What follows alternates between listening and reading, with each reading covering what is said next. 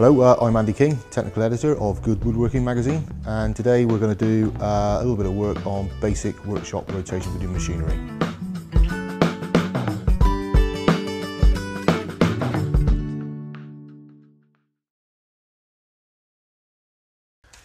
Okay, so now we're on the bandsaw now.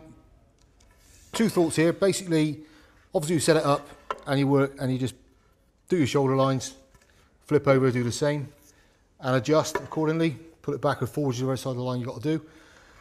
You can, if you're in a situation where you do a lot of this sort of work, make yourself a gauge block which corresponds to the thickness of your tenon plus the blade itself, and then move it backwards or forwards.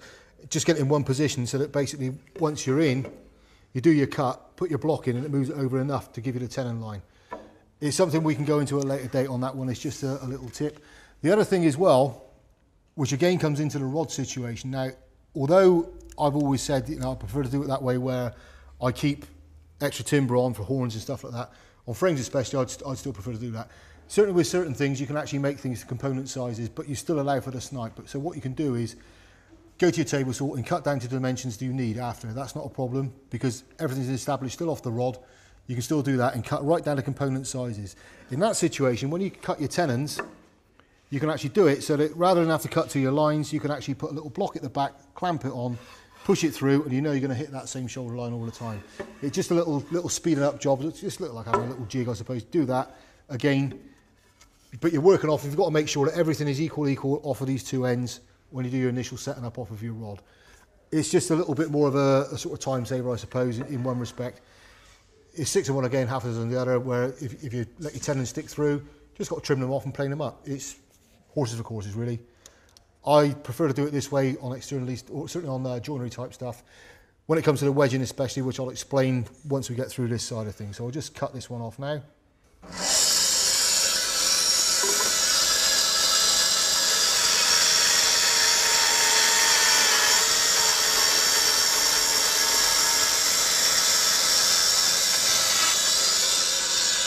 Just when you flip it, obviously,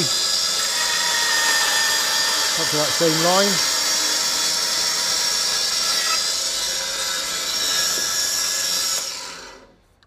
Yeah, adjust. As I say, if you had a gauge block, and obviously your fence will be back here to start with, you'd have cut this line first, put your gauge block in, then cut that one.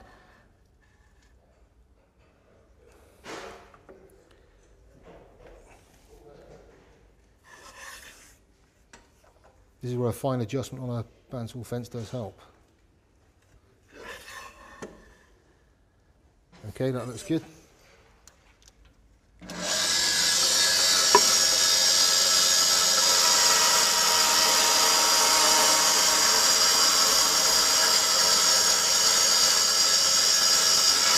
So just stop into your line. As you can see, again, your step cut is in there. So basically you do it on all your joints. With the actual door itself, obviously, that one will be both in line because you're just going into what is essentially the tongue part of it, into the frame itself or into the door framework. So once you've done all that, it's basically just cut these off, check the joints for fit, which we'll do next. So we need to remove the actual cheeks of the tenons now and just check the joints for fit. Obviously, an ideal world will be on a bench, not just stuck on a bit of MDF on a saw table. And if you've got a chop saw that you can do trenching work with, then it's a lot quicker than doing it this way. But the manual tools are coming out every now and again. You've got to get a nosebleed every now and again, but you've got to do it. So basically, you know, the old favourite, just flip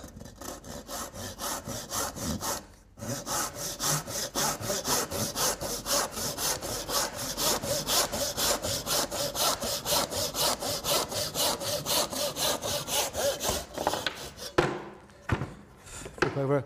And of course, you'd knife your lines given the choice, but we're going to have to make do with council house stuff at the moment, I'm afraid.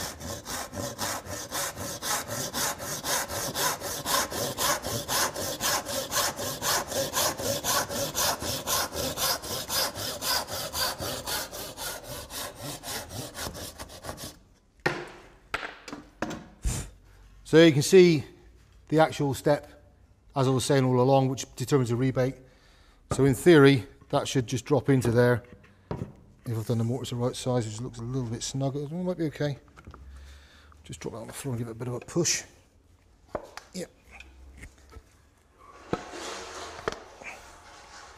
Yep, and there you go. So joints up tight when that's clamped up and everything's nice and flush.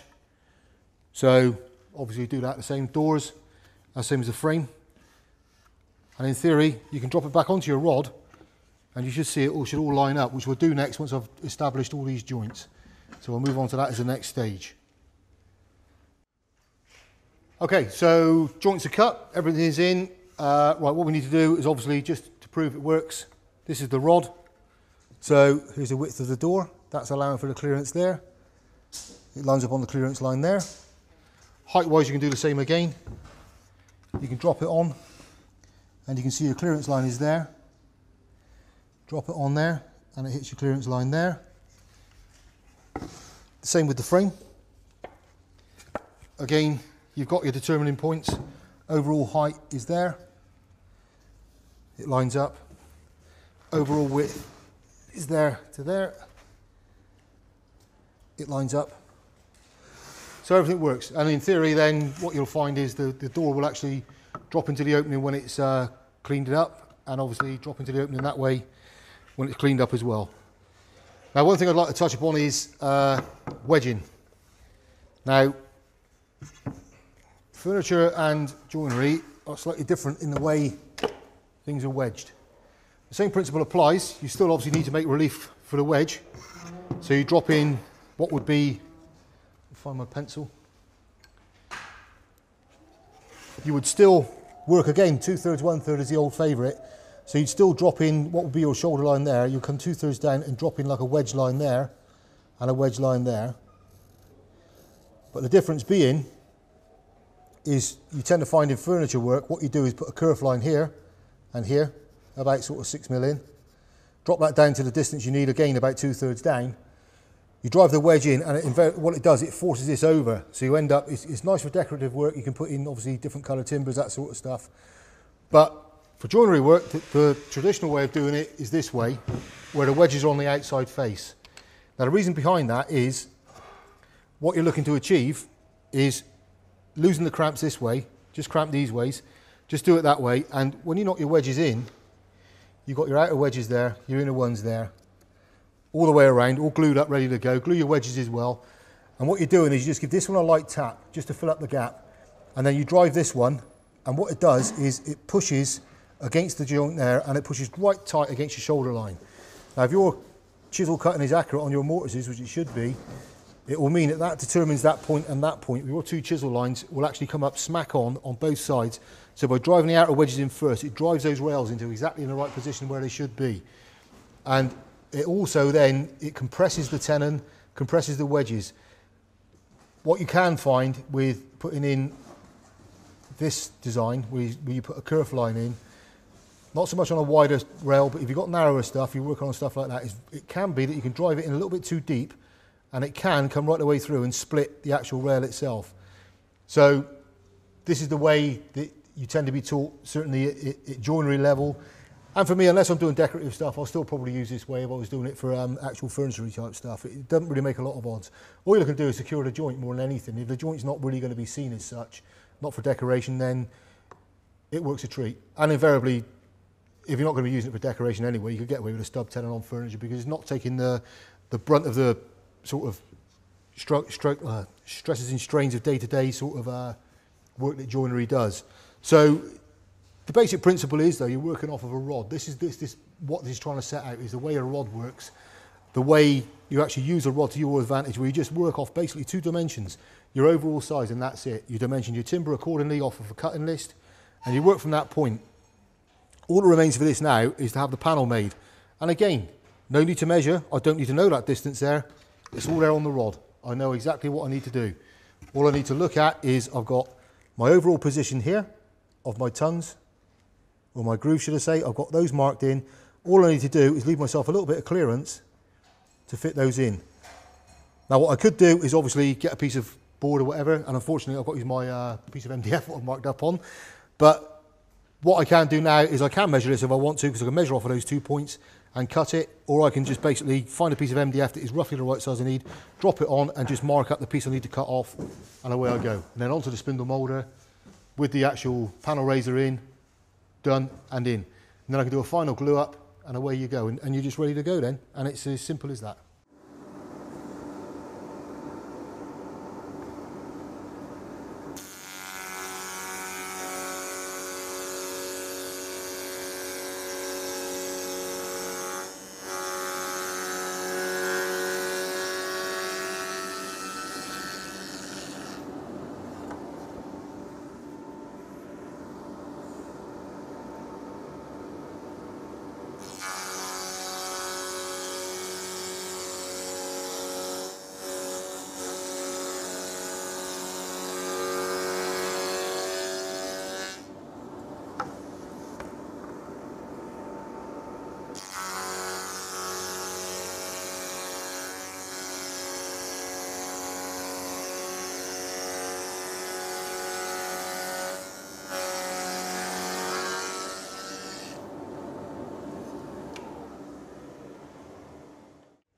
Okay, so there we go, panel is in.